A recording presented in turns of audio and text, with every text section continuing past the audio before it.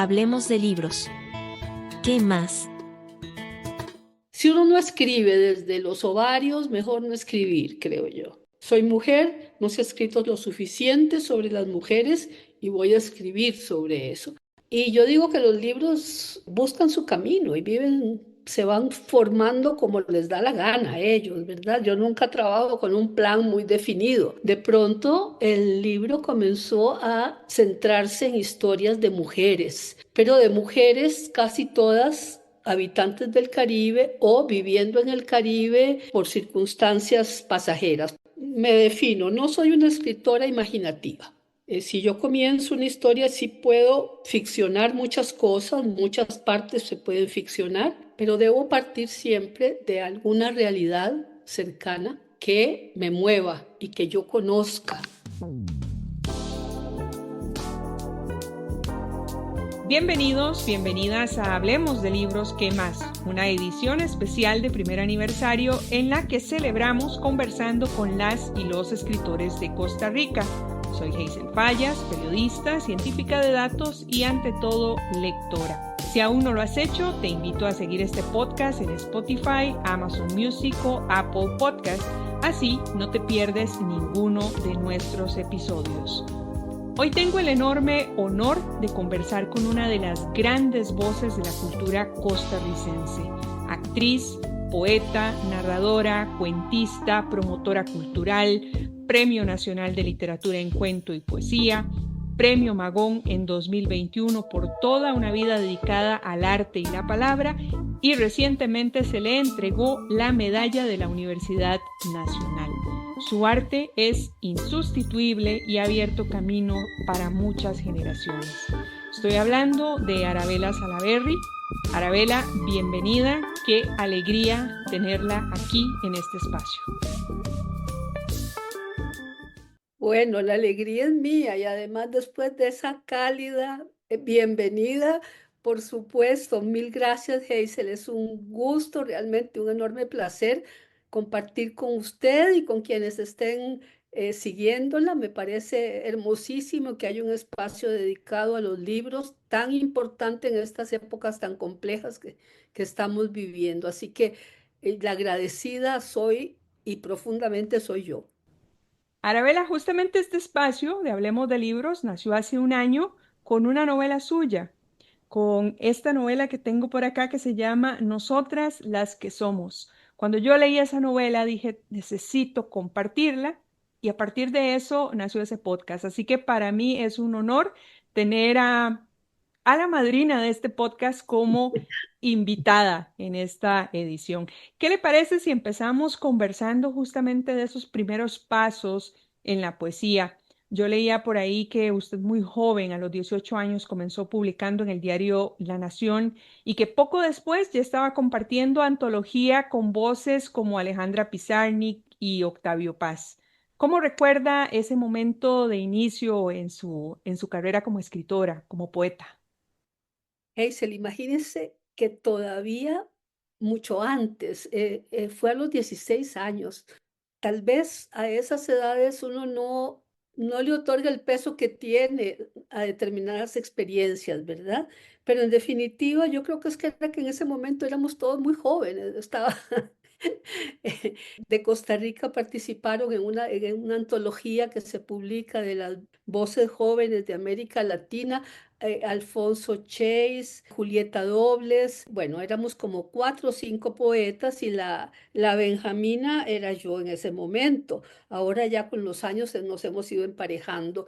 Y bueno, estaba Benedetti, estaba, como usted bien lo mencionó, estaba Octavio Paz, estaba Alejandra. No sé, había una serie de poetas muy importantes a nivel internacional, pero que en ese momento, o tal vez algunos nos llevaban unos cuantos años, pero estábamos todos muy jóvenes. Entonces, muchos de ellos todavía no habían dado ese salto al reconocimiento internacional, pero bueno, fue muy importante, por supuesto, codearse con esas personalidades en una antología que publica justamente la OEA. Yo sorprendida y y se me había olvidado esa experiencia. Eso fue lo más cómico. De pronto un día Alfonso Chase me dice, te tengo un regalito y me trae un ejemplar de esa antología que era una edición muy primaria, no sé, pero lo que estaba allá adentro, gente que yo admiro mucho, que llegué a admirar, de Ulises Estrella de Ecuador, por ejemplo, que lo he querido tanto, él falleció ya, pero justamente Ulises fue profesor aquí, luego en el Castella de taller literario, y se publicaban revistas de poesía sobre todo, como Sansa, que era Las cabezas reducidas, o El corno emplumado en México. Y tener acceso a todas esas personalidades y a todos esos espacios, pues fue realmente muy rico y muy interesante, ¿verdad? Y bueno, qué lindo eso que me cuenta de que apareció este podcast a raíz de nosotras las que somos. Te lo agradezco, pero profundamente. No, créame, de verdad que la agradecida soy yo, de verdad, y, y la honrada en realidad de tenerla hoy aquí en este programa. Bueno, yo tengo varias curiosidades que quiero consultarle sobre esa novela, pero antes me gustaría que nos contara de qué trataba ese poema que apareció en esa famosa antología. Es muy interesante. Era una etapa, a pesar de la enorme juventud, de una poesía muy existencial, muy ontológica. Y me acuerdo que el poema era una reflexión sobre el tiempo. Empezaba algo así como que las horas caen, goterones húmedos. A mis pies un charco de minutos ausentes y ahí seguía. Yo no me sé ningún poema mío. Escuchen el nivel de poesía de Arabella Salaberry a los 16 años. Y eso me lleva justamente a hacerle otra pregunta. ¿De dónde vino ese amor por la poesía? ¿De dónde brotó esa inspiración?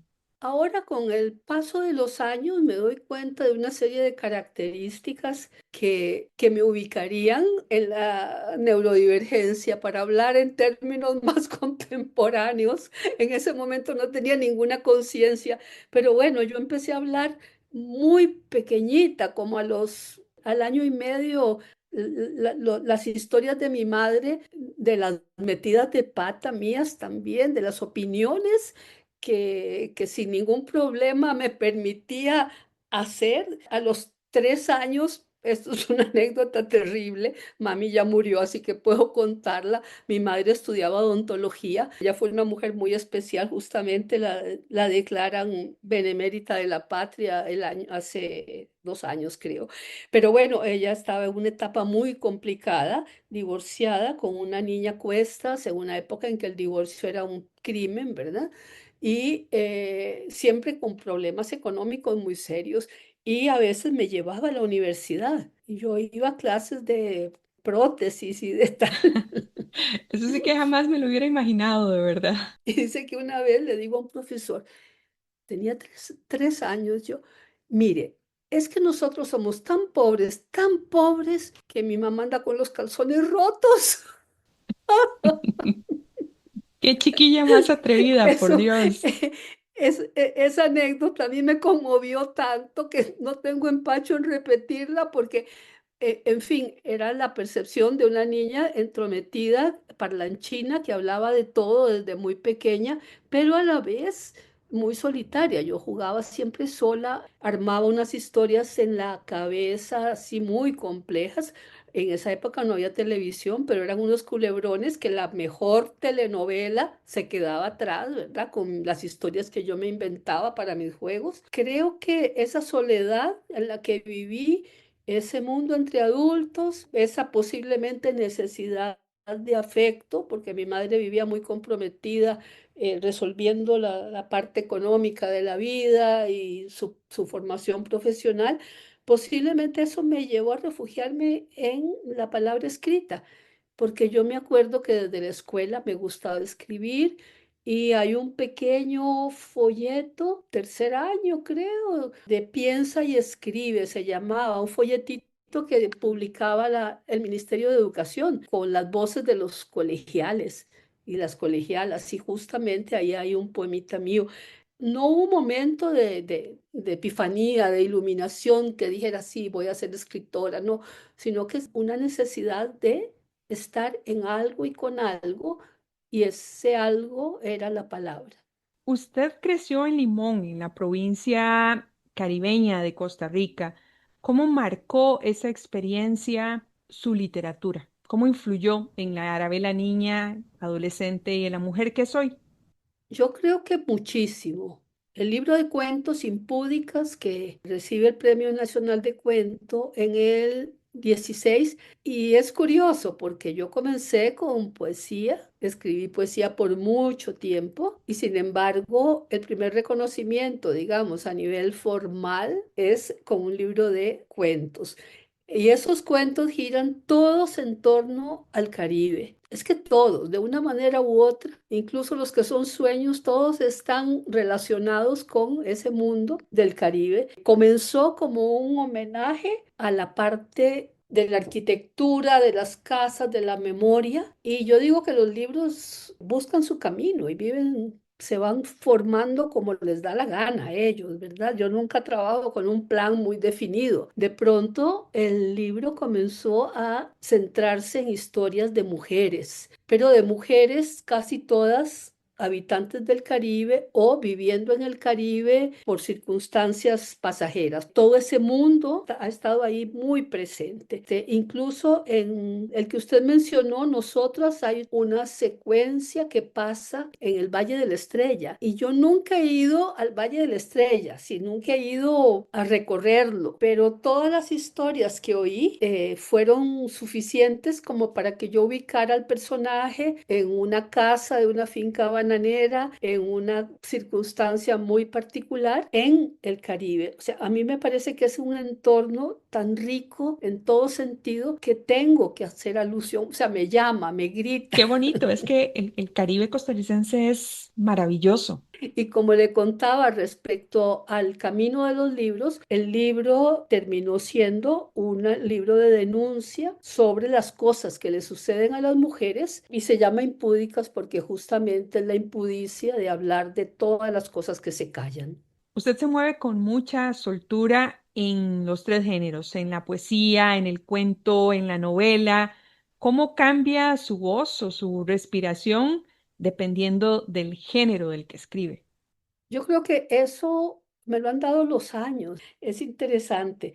Al principio yo vivía muy constreñida con el tema del tiempo. Toda la demanda familiar era muy intensa y yo había decidido dedicarme a los hijos. Justamente me imagino como compensación por esas etapas que me tocaron a mí vivir de mucha soledad. Pero bueno, eso no es bueno, nunca. Esa dedicación así, pues, entonces pellizcaba el tiempo para escribir poesía. Y de pronto, de vez en cuando, salió un cuento. Yo disfruto con el uso del lenguaje. Para mí, la literatura pasa no tanto por los temas que son prácticamente los mismos a través de la historia, sino por la forma de decir. Y esa forma de decir, desde la poesía, a mí se me ha hecho muy cómoda siempre.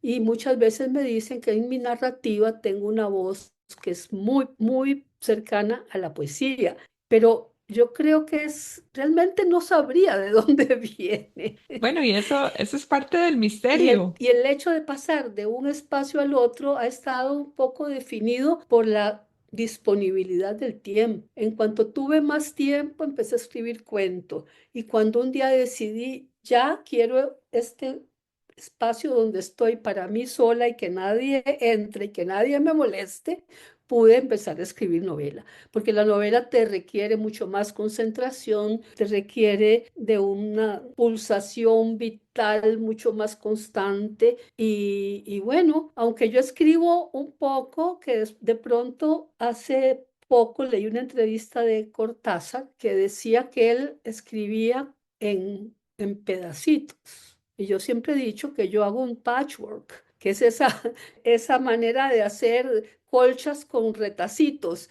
Normalmente escribo impulsos y luego esos impulsos los voy organizando en un texto de más largo aliento. Pero en definitiva creo que es a través de los años que he podido tener acceso más a la novela o al cuento, Mirándome en retrospectiva, creo que hace unos años no hubiera podido hacer eso. Primero porque estaba muy metida con el tema del teatro, que el teatro te consume mucho, mucha energía, y la literatura también. Necesitas dedicarte, no puedes escribir si estás pensando en una producción o si estás pensando en una gira o no. Literatura te obliga y te demanda reposo emocional, aunque sea muy tormentoso el proceso. Bueno, ya lo decíamos al principio, Arabella Salaberry también tiene una faceta muy importante, muy prolífica en el teatro. Y justamente esa mención que hace me lleva a preguntarle qué de la actriz se filtra en su forma de narrar. Bueno, qué pregunta más interesante. Estoy impartiendo un taller en línea de creación literaria, o en realidad es como de estímulo a la creación literaria, ¿verdad? Y a mí siempre me ha dado miedo el diálogo. Parece mentira. Aún viniendo del teatro, no me he metido mucho con el diálogo. Soy una escritora que más narra. La parte narrativa es de más largo aliento que los diálogos. Y creo que justamente ahora con el taller me he puesto a reflexionar sobre eso, sobre la importancia también de llevar la acción dramática, ya, llámese en teatro o llámese en la literatura, desde el diálogo. Porque es muy interesante, cuando uno está dando clases termina aprendiendo siempre. Sí, es una manera de decirlo, casi un lugar común, pero es cierto. Entonces me meto a pensar en lo que significan los diálogos narrativos y en definitiva que es la esencia del teatro, que a través del diálogo tenés toda la información que necesitas porque no hay un narrador de ningún tipo, ni omnisciente, ni nada que te cuente la historia. Entonces tiene que ser desde el diálogo. Y esto me ha acercado, digamos, a la conexión que hay entre la literatura narrativa, digamos, con la literatura dramatúrgica, ¿verdad? Es interesante. Y son cosas que, como te digo, ahí se le estoy descubriéndolas a la vejez viruela. No, maravilloso. Ojalá todos podamos tener la mitad de esa experiencia. Decías ahora que para usted escribir es como hacer una colchita de estas de pedacitos, hacer el famoso patchwork. Y justamente a mí se me vino a la mente este librito que se llama Íntimas, de cuentos. Ese libro está lleno de sueños, de onirismo, de lo íntimo, de aquella cosa que Freud llamaba la otra escena. ¿Cómo nacieron esos cuentos, Arabella? Hay algo terrible para un escritor que se llama la página en blanco. Y fue una época en que tampoco tenía mucho tiempo para mí. Entonces, yo sueño mucho y son sueños, necesito ir a a un psicoanálisis para ver qué es la vaina, porque son sueños muy reiterativos y muchos son prácticamente pesadillas, ¿verdad? Está uno perdido en un espacio, de andar de viaje y no tener un 5, de estar en una ciudad que conoces pero no sabes cómo llegar al destino que tenés que llegar. En fin, son sueños de mucha angustia. Entonces decidí que iba a comenzar a escribirlos y me despertaba a medianoche con el sueño, apuntaba la idea y después la comenzaba a desarrollar. Y fue un espacio muy interesante del cual salieron dos libros. Salió Íntimas y salió Infidelicias, que luego a nivel de trabajo, que a mí yo creo que lo que más me gusta es la etapa de trabajar los textos. A nivel de trabajo era muy rico ver cómo una idea que habías dejado escrita en un papel, la podías ir transformando en una historia. Algunas veces quedaba en un plano absolutamente surrealista, o sea, eran textos que no tenían una organización lógica, pero otros sí se volvían una historia con principio, desarrollo y final, ¿verdad? Y eso fue un ejercicio hecho, a ver, en íntimas, perdón, en impúdicas se suponía que iba a ser la realidad, la vigilia, la duermevela, los sueños, la parte que están entre realidad y no, y los sueños. Esa era la estructura inicial que yo me había planteado cuando ya el libro estaba más o menos avanzado. Y resulta que los sueños comenzaron a crecer y crecer y crecer, y eran tantos que se convirtió en un desbalance, ¿verdad? Era, no sé, 120 páginas de Vigilia y Duerme Vela y 150 de sueños. Entonces, sencillamente dije, no, esto amerita un libro aparte y dejé nada más un pequeño cuento como una especie de guiño al lector basado en un sueño que es el de las campanitas azules, que a mí me da mucha ternura. Y al final terminó yendo al psicoanalista o con ese libro ya se exorcizó, se analizó, le sirvió de terapia. Es una manera de terapia la literatura y para mí significa una especie de exorcismo. Entonces, en ese sentido, igual siempre una ayuda profesional de afuera caería bien. Arabela, ¿qué le parece si hablamos de Nosotras las que somos? Es una novela que se mete en esa compleja relación entre madre e hija, no desde el lugar romántico, no desde el estereotipo, sino más bien desde el conflicto, el silencio, la herencia emocional. ¿Qué la llevó a contar esta historia que de verdad es tan entrañable y al menos a mí en lo personal me hizo reflexionar mucho en mi propia relación con mi madre? Fue una experiencia muy compleja y muy dolorosa y me costó mucho publicar ese libro y me costó mucho escribirlo. A ver, me defino, no soy una escritora imaginativa. Si yo comienzo una historia, sí puedo ficcionar muchas cosas, muchas partes se pueden ficcionar, pero debo partir siempre de alguna realidad cercana que me mueva y que yo conozca y que yo pueda visualizar. Y la historia de nosotras las que somos era como una especie de casi de ajuste de cuentas. Fue muy duro escribir ese libro, pero yo creo que fue muy importante porque terminó al final siendo una reflexión que me llevó, perdón, a comprender los alcances de la fragilidad humana, de las contradicciones, del amor transformado en ira también, pero que el amor está ahí siempre, y entender también la fragilidad y la incapacidad del otro por su propia circunstancia. Y con el tema de las madres, yo creo que eso es importante hablarlo, porque siempre estamos pidiendo más de lo que la maternidad puede dar o esperando más. Y entonces se transforman en dolores muy profundos y cuesta mucho sanarlos. Para mí fue en algún sentido una liberación. Y sí, el hecho de que mi madre ya no estuviera, creo que me permitió publicar ese libro, porque creo que en vida de ella tal vez no me hubiera atrevido. Me decía una vez una escritora que para escribir había que ser valiente, porque muchas veces había que examinarse, desnudarse, presentarse con lo que uno es ante los demás.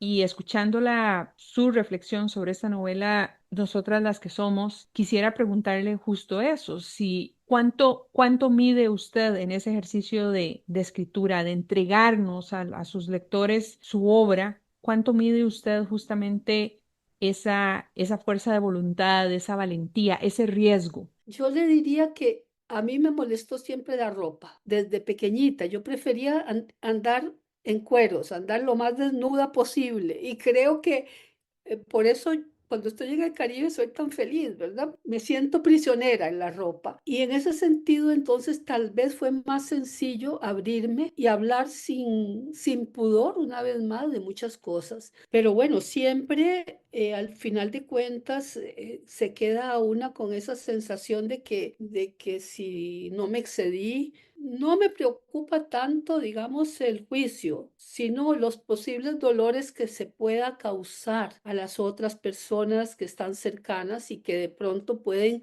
identificarse con algo de lo que uno escribe, ¿verdad? Pero yo creo que a mí eso me ha sido fácil porque justamente hay dos elementos. El hecho de que la literatura para mí es una forma de resolver emocionalmente muchas cosas, muchos pesos muy fuertes que tengo, y que es una vertiente de, no de inspiración, sino es una cantera. De hecho, no hay ninguno de los libros, creo, que estén ajenos a mis propias experiencias, en un grado u otro, más ficcionados o no, pero ahí están. Digamos que el más es uno que estoy escribiendo ahora, que es un testimonio sobre el proceso del cáncer, pero es un striptease emocional, ¿verdad? También de lo que sucede a un ser humano cuando tiene que enfrentar una serie de circunstancias, y no he tenido empacho en hablar incluso de cómo he percibido mi entorno, y eso me preocupa. No sé si voy a publicar ese libro, Yo ¿no? creo que sí va a salir. O de repente sí, porque ya que estamos, ¿verdad? Exactamente, yo creo que sí, yo creo que sí. Va a ser un gran libro. En fin, sí, es que si uno no escribe desde los ovarios, mejor no escribir, creo yo. Ok, voy a imprimir esa frase. Si una no escribe desde los ovarios, mejor no escribir. Justamente eso, usar las propias experiencias como referente. En este poemario de las otras lunas, que es, creo que es del año pasado, del 2024. Ahí hay un viaje por ciudades, por memorias, digámoslo así, geografías sentimentales. Por ahí leí que alguien dijo que era como una especie de bitácora poética de viajes. ¿Cómo se fue armando, digamos, este mapa lunar para ir contando este libro, estos poemas? Sí, fue interesante porque empezó con algunos poemas, casi viñetas, que estaban, por ejemplo, en Chicas Malas, que había una parte que hablaba de la vida vivida y hacía alusión a espacios. Pero esos espacios con los años fueron creciendo y creciendo y creciendo. A mí me ha tocado por X circunstancia, pues una vida muy peregrina por muchos años. Bueno, hace ya bastantes me estabilizo, pero por muchos años andaba con la casa en la maleta. Entonces, el contacto con otros espacios era una manera también de reafirmar esa sensación de no pertenencia que siempre me ha acompañado. Por supuesto que he disfrutado de todos esos espacios, pero también algunos me han producido dolor o me han exacerbado el sentimiento de soledad, eh, y sentí que era bueno seguir hablando de esas experiencias. Es un libro que yo quiero mucho, es muy reciente. Después sale otro, Fugit, que es sobre la muerte, pero y es raro, es como premonitorio, ¿verdad? Porque muy poco tiempo después me toca enfrentarme con el tema de la muerte. Pero bueno, eso pasa hasta en las mejores familias, y dicen que a los escritores y sobre todo a los poetas a veces nos da por ser premonitorios. Y estoy pensando en César Vallejo o en Amado Nervo, por ejemplo. Me moriré en París con aguacero de un día del cual tengo ya el recuerdo. Exactamente. Usted menciona algo que me llamó la atención, que dice que ha sido peregrina, que ha vivido con la casa en la maleta, y justamente en este poemario hay una defensa de la extranjería, del exilio, de esa mirada que siente la persona que, digámoslo así, es forastera. Yo le iba a preguntar cuánto hay de experiencia personal ahí, pero creo que ya usted me lo ha ido contestando justamente, ¿no? Por toda esa experiencia suya de haber nacido en Nicaragua, de haber vivido en Limón y no sé en cuántas otras partes, pero en un tiempo como este, esa mirada, digamos, del extranjero, del exilio, ¿cuán importante la considera usted dentro de su poesía? Hablar de estos temas yo creo que es fundamental porque es una vez más exponer desde la experiencia emocional lo que significa el sentido de no pertenencia. Yo, por ejemplo, cuando venía a San José no me sentía parte de la cultura josefina. Tenía muchas amistades, pero no me sentía parte. En Limón yo era muy feliz, pero tampoco era totalmente parte, porque con la población afrodescendiente tenía muchas cosas en común, pero siempre yo era una paña girl, no era negra. En otros países lo que hice fue retraerme mucho. Por ejemplo, viví en Guatemala en una época muy dura, donde había una persecución política espantosa. Y bueno, yo estaba muy joven, tenía 24 años tal vez, y no estaba en la universidad allá. no entendía cómo no había una protesta masiva por todo lo que pasaba. Hasta que un día una profesora me llama a un lado y me dice, Arabela, por favor, cállese. Aquí el juego es la vida, no se puede hablar. Y era una profesora que yo quería muchísimo, que estaba muy cerca de ella. Y entendí, ¿verdad? Que yo no estaba leyendo la situación con los ojos de las personas que la estaban viviendo, sino con mis ojos desde afuera. Igual en Venezuela me tocó una época en que yo nunca había visto un soldado con un fusil. Y las manifestaciones de los jóvenes estaban contenidas por soldados con fusiles que de pronto disparaban. Entonces, fueron vivencias como que muy fuertes y todas vistas desde la barrera, porque yo no era de los lugares. Entonces puedo entender desde el fondo de mi corazón lo que significa la extranjería y lo que significa el desarraigo y tener que dejar lo que es el nido a uno teniéndolo para esas personas que son migrantes, que tienen que vivir realidades de discriminación y de sentimiento de no pertenencia, ¿verdad? Eso para mí es durísimo. Y es un tema con el que me gustaría un trabajo de mayor intensidad, porque ese trabajo en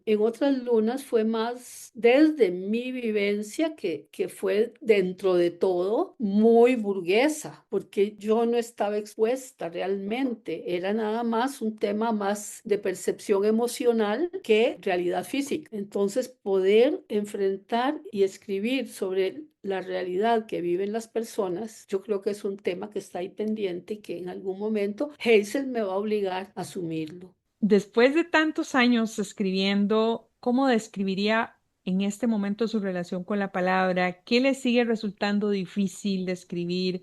¿Qué le sigue resultando fascinante? ¿Qué le falta por escribir hablando de? Faltantes, el humor, por ejemplo. Ahora estoy escribiendo un libro de cuentos, también está en proceso en el cual me meto un poquito con el humor negro. Me hace falta trabajar más los personajes masculinos. Mis personajes masculinos son esbozos. Y hay una razón de ser, ¿verdad? Es un poco revanchismo feminista en el fondo. Porque todos los hombres han dejado las figuras, casi todos, no todos, casi todos los escritores han dejado las figuras femeninas apenas como un soporte para las figuras masculinas. Soy mujer, no se ha escrito lo suficiente sobre las mujeres y voy a escribir sobre eso, pero lo faltante sí, esa, faltantes el humor, faltantes atreverme con el teatro, por ejemplo. Eso es otra cosa que está ahí, que de vez en cuando me pica las ganas. Ah, es cierto, no he leído una obra de teatro suya, es cierto, eso falta. Tengo un par de guiones para radio, incluso uno creo que ganó un premio en Nueva York, pero ya grabado. Me asusta, me asu- es que me gusta narrar. Yo tengo placer en narrar y empiezo y me voy. Ahora estoy intentando acotarme un poco más bien. Decía algo que me parece tan importante como eso, de que escribir literatura desde la perspectiva de nosotras, desde las mujeres. Y yo veo en Costa Rica un surgir de tantas mujeres escribiendo y me pregunto cómo lo valora usted, cómo ve usted a esas congéneres, a esas mujeres que están haciendo literatura actualmente en Costa Rica, si ve que hay una especie de relevo generacional de nuevos temas que la entusiasmen en la literatura femenina costarricense y bueno, en general en la literatura nuestra. Sí, yo creo que hay muchos escritores y escritoras muy buenas, pero el gran faltante, diría yo, es justamente encontrar los espacios para trascender. Yo siempre he dicho que Costa Rica es una isla no siéndolo desde el punto de vista cultural. Somos muy endogámicos, incluso somos muy de la meseta central, todo se va quedando aquí, aquí, aquí, ni siquiera el resto del país estamos permeando. y menos a otros países. Y eso me parece muy triste porque sí hay mucho talento y sí hay una fuerte tendencia a plantarse como un relevo generacional en muchas de las escritoras y de los escritores. Este espacio, bueno, ha sido sumamente enriquecedor, sumamente lleno de anécdotas y de cosas hermosas que nos ha compartido. Yo tengo que darle las gracias por abrirnos la posibilidad de entrar a su memoria, de conocer sus lunas, sus intimidades y bueno, y de conocer también en su propia voz las voces de muchas mujeres que nos recuerdan de qué estamos hechas. Darle las gracias por habernos concedido esta entrevista, esta oportunidad de conversar y esperemos que no sea la última vez que lo hagamos. Hazel, gracias a usted. Usted no sabe lo importante que es el hecho de que haya esa intencionalidad de crear espacios de difusión. Realmente yo soy la que estoy muy agradecida y por supuesto aquí estaré en la mejor disposición cuando quiera y se le ocurra, aquí estaremos. Estoy segura de que nuestros oyentes van a disfrutar tanto como yo de esta conversación y también para ellos mi gratitud por escucharnos. Recuerden seguirnos en su plataforma favorita de podcast y contarnos en Spotify, en Amazon Music o en Apple Podcast qué les pareció este episodio. Nos escuchamos en el próximo capítulo de esta edición especial de Hablemos de Libros que Más con las y los escritores costarricenses y como siempre digo, nunca dejen de leer. Hasta la próxima. Hablemos de libros. ¿Qué más? Music by Adam McDougall, Satin Moonrise from YouTube Library.